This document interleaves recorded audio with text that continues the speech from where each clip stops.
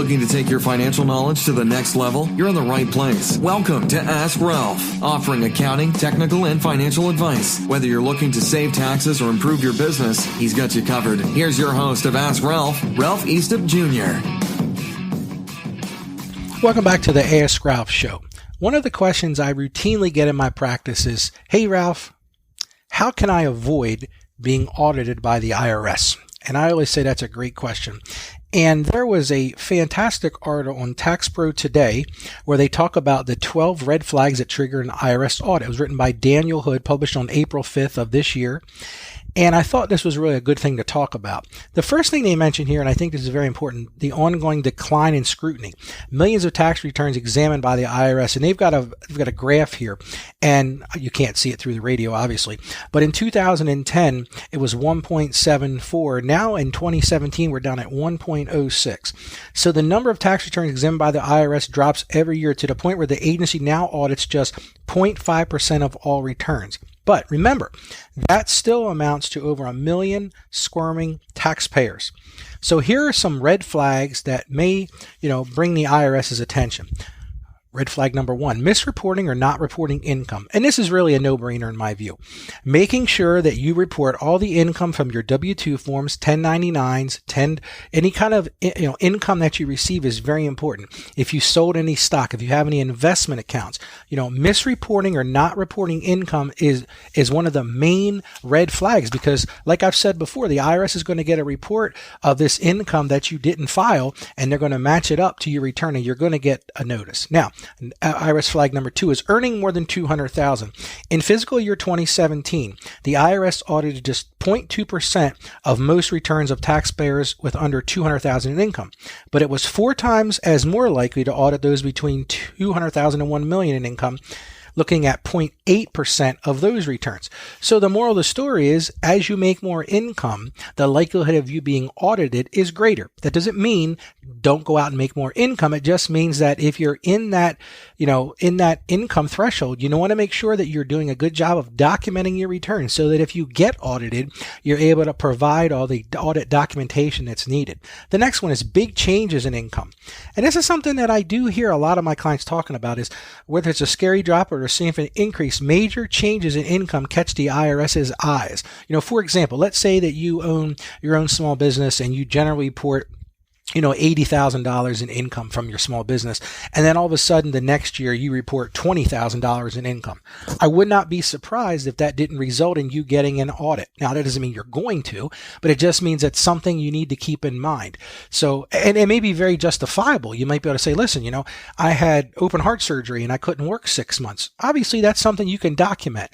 But if nothing like that happened, you got to start asking yourself a question about, why did our income drop in half or in 2/3 or something like that. So the next one is unusually high charitable deductions.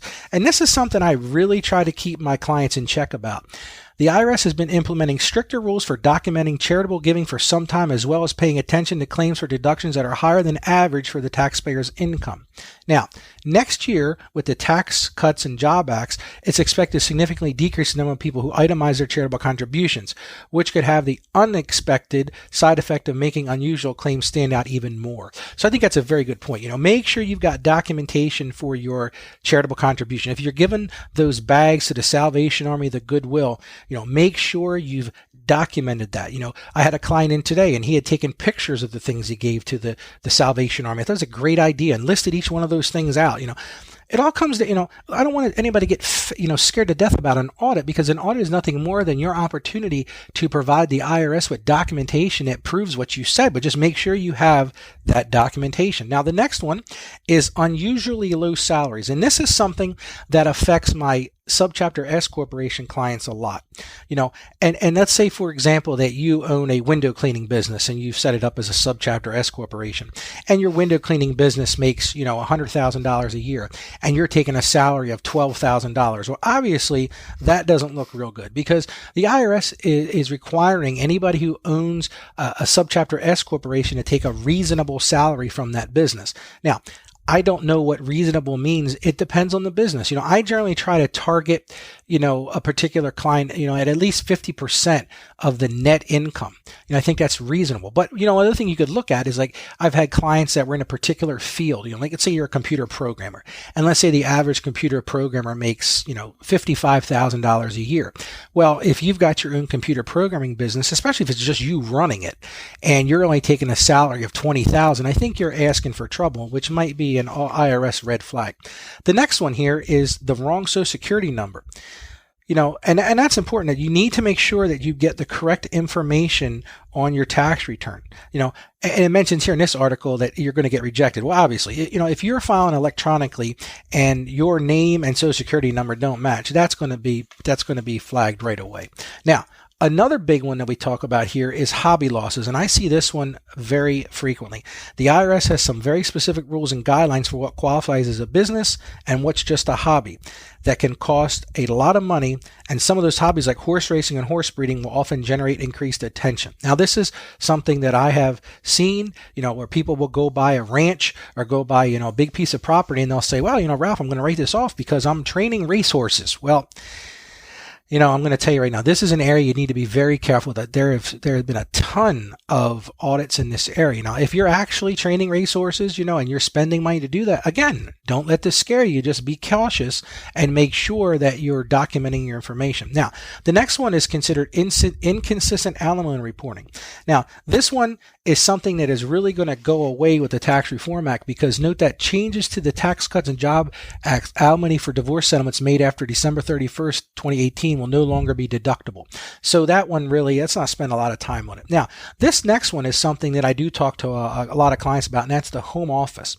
I'm not saying that you can't take a home office deduction, but you need to remember that there are specific guidelines of that, how this must work. With too many taxpayers attempting to claim their living room because they sometimes answer work-related emails in it, this is a red flag for auditors. And I've talked about this in a different show before, is that it needs to be routinely and exclusively used for business. Now, the next one here is overly rounded numbers. If you've got things that, hey, how much did you give for charity? I gave $500. Well, how much did you give for Goodwill? I gave $1,000. The IRS wants the specific numbers on the return, not rounded numbers, because it looks funny when everything is rounded in the hundreds. And that may bring some scrutiny to your tax return.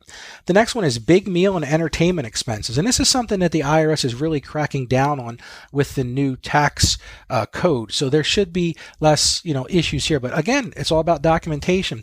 And the final one they mention here is owning a cash business. And I'll just throw this out at you. I had a client a few years back who had a pizza shop. And one of the things that IRS did, because of this cash business, they looked at, how much he reported on the sales. And this was an interesting one. They pulled the 1099K from the credit card vendor, and when they looked at that, it was clear that the client had never reported any cash sales, only the sales that were through the credit card. So obviously, that's a real bonehead maneuver. So make sure you're reporting all your cash so that you don't get busted for owning a cash business. So I hope these 12 red flags that can trigger an IRS audit were helpful to you. You've been listening to Ask Ralph, brought to you by Saggio Accounting Plus. Please subscribe to and rate our podcast on Apple Podcasts or wherever you get your podcasts, and leave us a rating and review. Our podcast is produced by Carolyn Peters. Thank you for listening, and be sure to like us on Facebook and follow us on Twitter at Ask Ralph Media. You can also hear me each week on 1450 WILM and on 1410 WDOV in Delaware, and on the iHeartRadio app. Submit your questions or ideas for future shows by sending an email to AskRalph@AskRalph.com. The information contained in this episode of Ask Ralph is based on data available as of the date of its release. Saggio Accounting Plus and Ask Ralph Media Inc. is under no obligation to update this content if changes occur. Applying this information to your specific situation requires careful consideration of all facts and circumstances, and any information provided is not to be considered as financial, tax, or legal advice. Please consult your tax advisor or attorney before acting on any material covered.